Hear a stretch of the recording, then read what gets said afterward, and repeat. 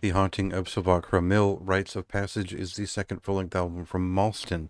This is a Swedish doom metal band, and not necessarily the typical epic feeling that we might get out of a band from Sweden in a very traditional sense. This is a cross between modern ideas and traditional ideas, and what makes this interesting is it's the second chapter of this conceptual storyline. It's a horror-themed idea, and this one deals with maybe the results of possession, and in a way that it's exemplified pretty well by this unusual mixture of traditional doom metal and then more modern, kind of almost stoner level fidelity.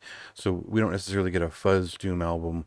We don't necessarily get a very stark traditional epic doom metal album. But maybe something closer to Crossfault's second album or Warning's first album, where there is that kind of riding the fence whether or not they go full like nuclear fuzz riff style, or if they lean into their more vocally driven moments. And overall, the vocally driven moments do win over. There is a stonier, jammed feeling to some of these songs, but we'll cut to a clip here and you'll kind of see, get a chance to at least feel two minds in one body feeling of this record.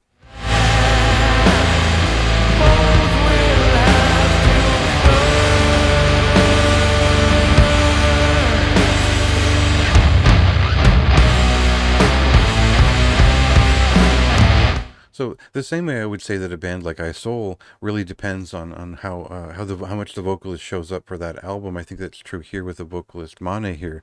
I feel like this is where the voice of the album obviously comes from, but also is very much a director of what's happening here. The riffs do count, and there are quite a few heavy riffs up front, and there are a lot of very strong standard pieces, but essentially the record becomes a little bit more accessible in terms of the vocals as it goes by. It becomes a little bit more, I don't know how to put it. It was hard to read this record because it starts out crazed, possessed, very distraught in tone, and the horrified. It feels very much like classic doom metal. But as we moved on, the tone of the album becomes more despondent and resigned to its fate in a way that is sentimental, but also clearly downtrodden at that point.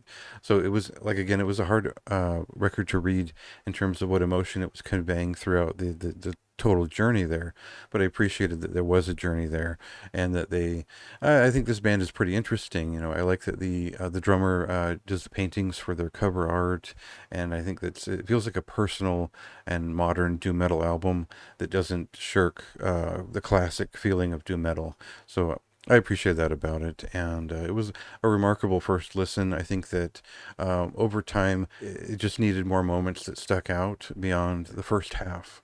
Otherwise, a pretty high standard for this one. I think the only thing I really questioned was the lasting value of it, and I wasn't sure about my connection with it. Again, I couldn't really read this one, but I appreciated what it was doing, and I appreciated the horror themes and the thought put into it. Worth checking out if you're a fan of doom metal of many different types. And go ahead and read the review if you feel like it. And this released last week on March 15th.